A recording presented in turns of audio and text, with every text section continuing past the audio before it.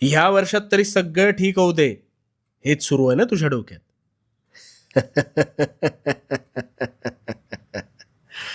पलटतील. तुझ्या नशिबाचे फासे सुद्धा निश्चित पलटतील. कसे ते सांगतो. आता प्रामाणिकपणे शांत चित्ताने ऐक. तुझे प्रश्न सुटतील. सगळ्यात आधी एक गोष्ट ध्यानात घे.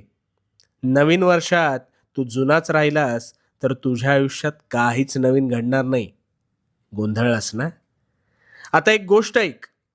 दोन घनिष्ठ मित्र होते.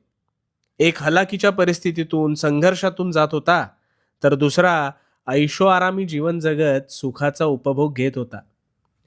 त्या गरीबाला नेहमी वाटायचं आपल्यावर देवाने काहीतरी अन्याय केलाय.